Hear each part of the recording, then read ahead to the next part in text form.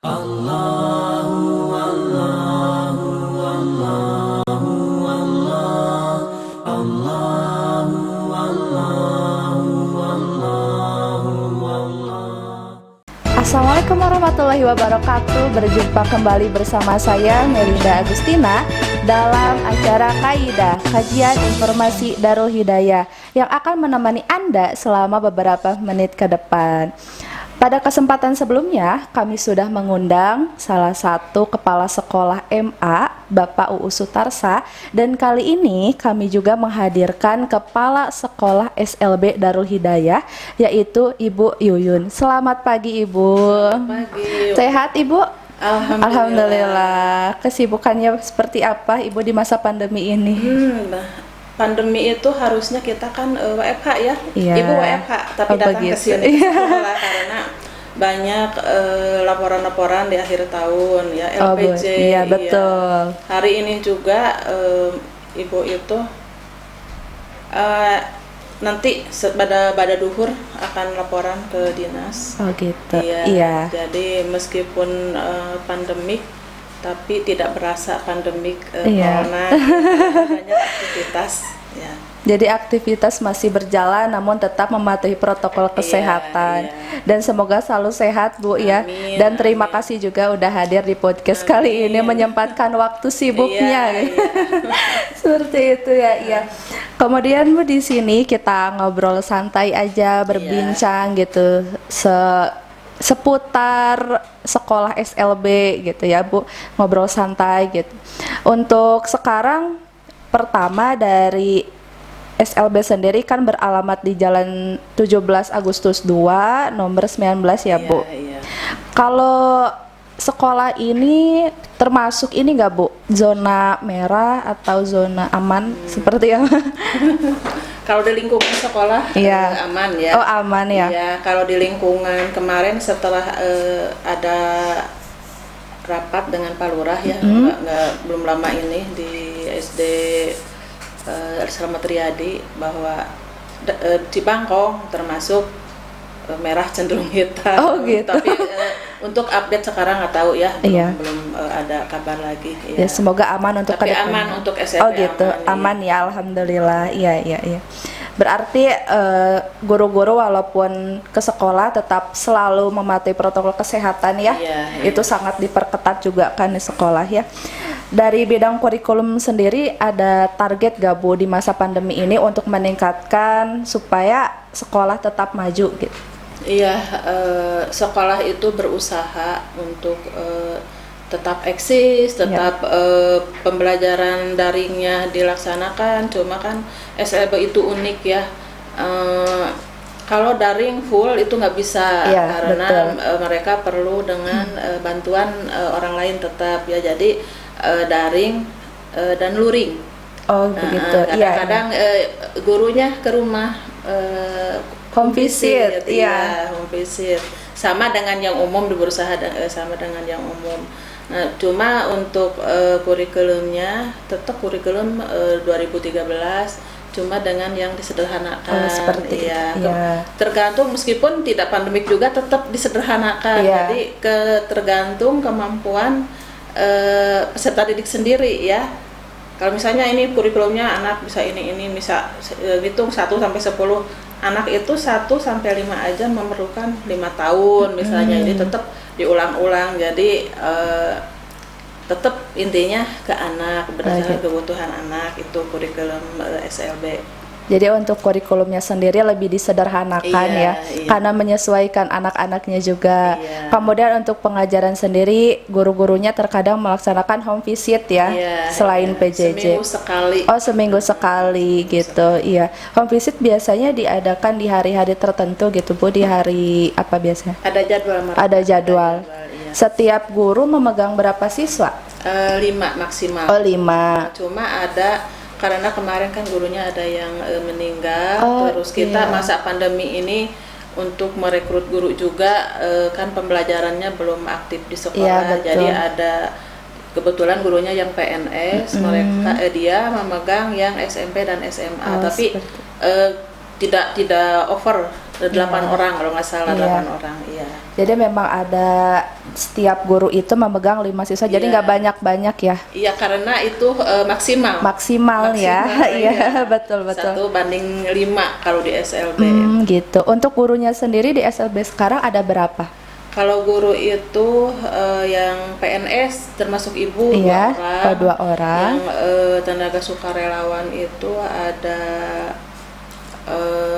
3. Kebetulan ada kemarin 1 pindah ke Bekasi. Oh, Bekasi. Iya, itu jadi gurunya ada 4. Ada 4 ya untuk Yang sekarang. tenaga TU-nya 1 dengan caraka 1. Jadi Oh, ada gitu. 7 personil. Oh, ada Dengan 7 siswa personil. 27 orang. Siswa 27 ya. Iya. Betul.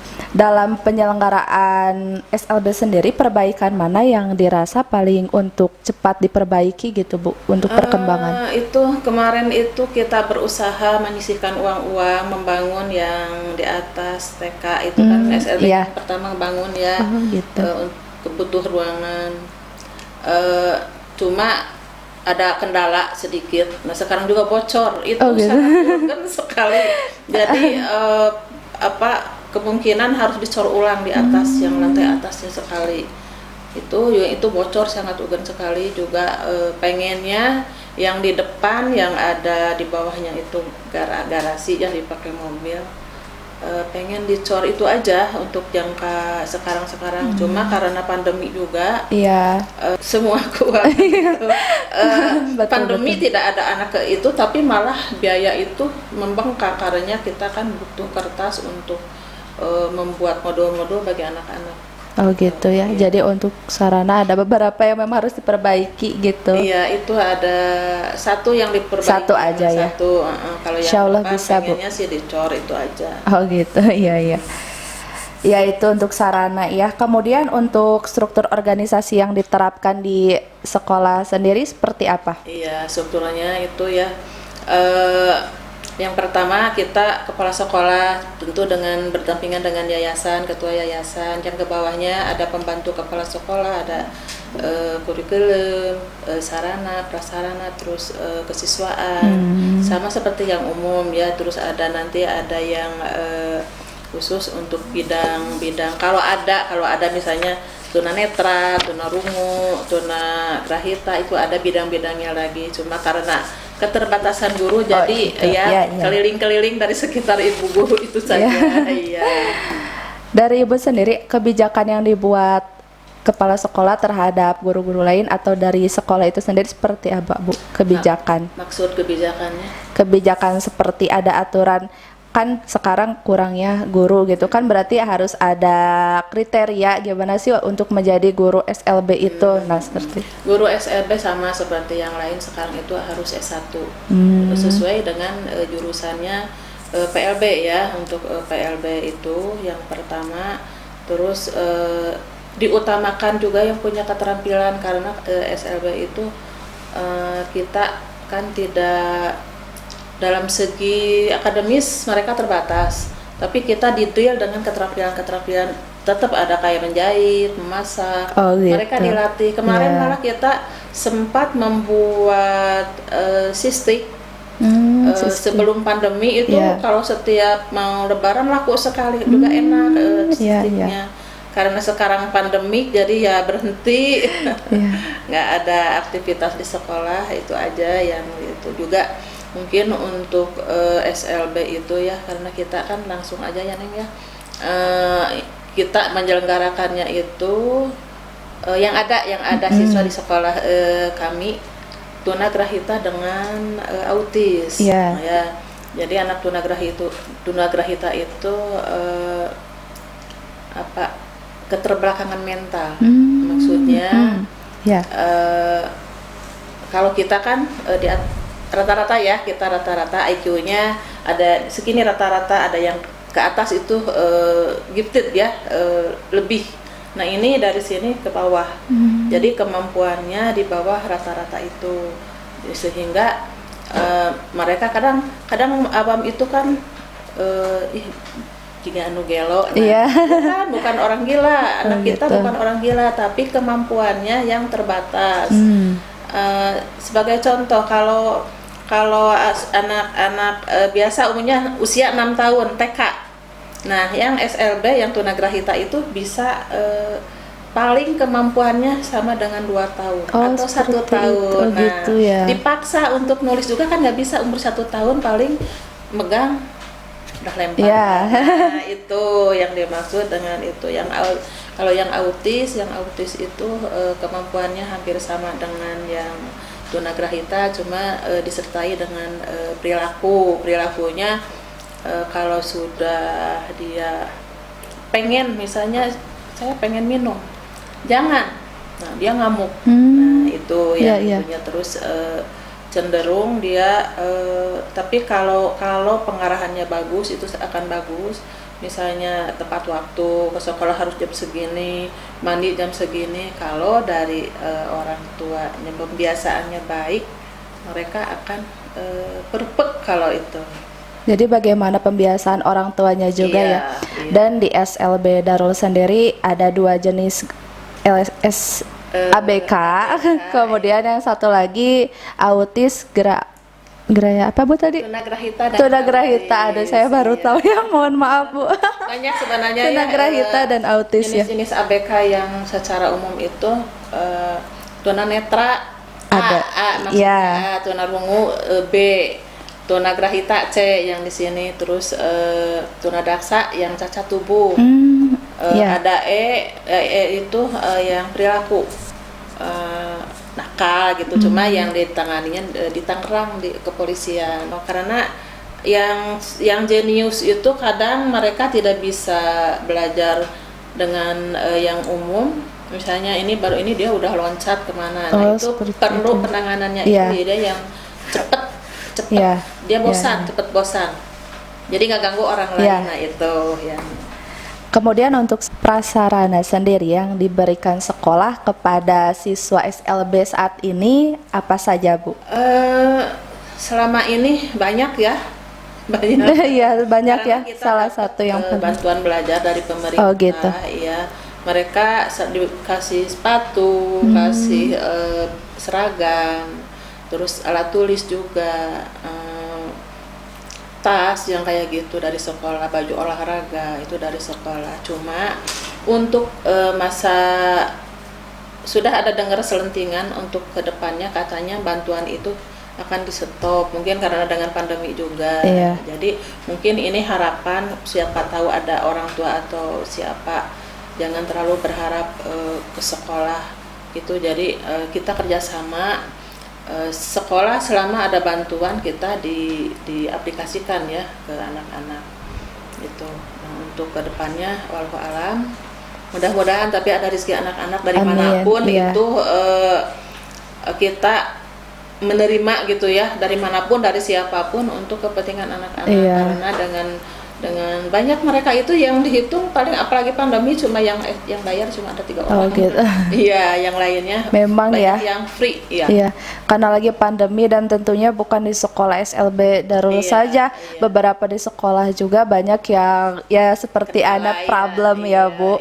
Iya, tapi untuk tetap semangat, guru-gurunya sangat luar biasa ya, guru-guru Indonesia tetap semangat, apalagi sekolah-sekolahnya juga tetap memberikan setiap pengajaran-pengajaran yang sangat luar biasa juga ya Bu, tidak lelah, karena ya mau gimana lagi gitu ya, karena lagi pandemi gini. Kerjanya dengan hati ya. Iya, insya Allah ikhlas.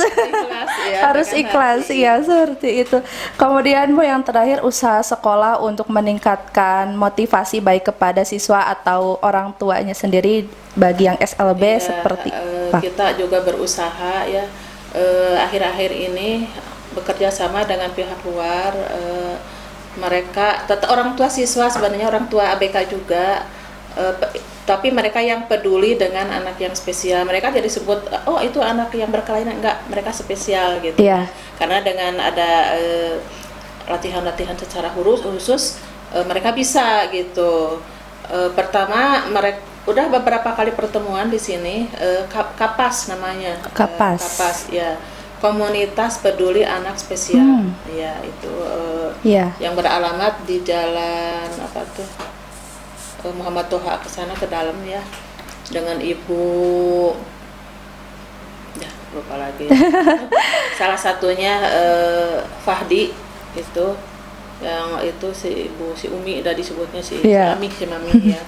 Itu jadi kita itu sasarannya pertama untuk orang tua dulu supaya orang tua itu peduli bagaimana anak-anak yang dengan kemampuan sangat terbatas tapi menghasilkan maksimal. Betul. Pernah ada yang dilatih di sini Faujan cuma mogok di tengah jalan karena keterbatasan orang tua masalah ekonomi. Padahal dia itu datang ke sana ikut gabung bisa, cuma tetap kan kita kembali ke orang tua. Nah itu jadi intinya apapun usaha sekolah, maksimal sekolah tapi tanpa dukungan dari orang tua kita tidak akan bisa apa-apa. Jadi mohon untuk orang tua dimanapun berada, siapapun yang punya anak spesial, care-lah kepada mereka, maksimalkan kemampuan mereka. Allah itu kan tidak akan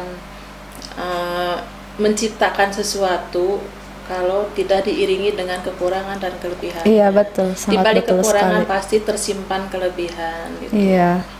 Jadi untuk fokus utama dalam mendidik anak yang spesial ini itu tergantung kepada orang tuanya sendiri ya. Juga yang diutamakan untuk yang tunagrahita ataupun yang autis di sekolah kita itu kemandirian. Oh, kemandirian. Itu yang paling utama. Jadi untuk bisa mandi sendiri, makan sendiri, tidak perlu bantuan dengan orang lain gitu. Harusnya begitu ya. Ini makan, kadang orang tua berlepotan suapin, itu. Tapi kan kita harus melatih bahwa anak itu harus bisa mandiri, itu aja intinya. Jadi peranan orang tua itu sangat penting ya. Sangat penting. Kemudian terakhir Bu, saya ingin tahu keunggulan yang ditawarkan oleh SLB sendiri, Sekolah Darul Hidayah itu seperti apa keunggulan? Keunggulannya pertama kita juga tidak muluk-muluk untuk apalagi IT itu enggak itu ya. Jadi pertama anak itu bisa mandiri dulu. Mandiri juga kan susah dengan pembiasaan. Terus dengan keterampilan kita juga berusaha supaya mereka terampil. Di antaranya kemarin kita membuat sistik Jadi mereka yang membuat dari mulai ada yang ngadonan, ada yang motongnya, ada yang menggorengnya. Jadi sudah kolaborasinya udah bagus. Cuma karena pandemi itu saya juga punya harapan besar itu dengan sisik itu bisa mereka menghasilkan uang gitu ya. Terus sekolah juga ada income, tapi ternyata Allah itu punya rencana lain ya. Dengan pandemik itu kita sama sekali tidak ada aktivitas di sekolah. Iya, memang terjadi perubahan di masa pandemi ini semua, Bu. Semua. Oke, untuk menjadi closing statement penutup kali ini dari Ibu seperti apa, Bu? Kedepannya siapapun masyarakat baik yang ada ataupun yang tidak ada, care kepada anak-anak kita, jangan ini anak ini gini ya. Terus kalau bisa untuk donatur di sekolah kita, karena kita dari cuma bantuannya dari pemerintah saja untuk saat ini ya, dari orang tua juga sangat sedikit. Mudah-mudahan ada pengusaha, ada yang dengan hati yang besar gitu ya, membantu sekolah kita untuk membangun. Saya juga tidak bisa bekerja sendiri, kita perlu dukungan dari lingkungan sekolah ataupun dari masyarakat setempat ataupun dari masyarakat yang terluar gitu ya. Cuma ya itu kita perlu dukungan aja. Ya, mungkin itu yang tadi kita sampaikan dari baik dari bidang administrasi, kurikulum, kemudian cara mendidik anak ya Bu, anak yang spesial, dan untuk yang ingin terus meningkatkan demi kemajuan sekolah juga sangat kita buka ya, welcome sekali gitu. Mungkin itu yang bisa kami sampaikan. Terima kasih, semoga informasi ini bermanfaat untuk kalian semua. Sampai jumpa di podcast selanjutnya. Assalamualaikum warahmatullahi wabarakatuh.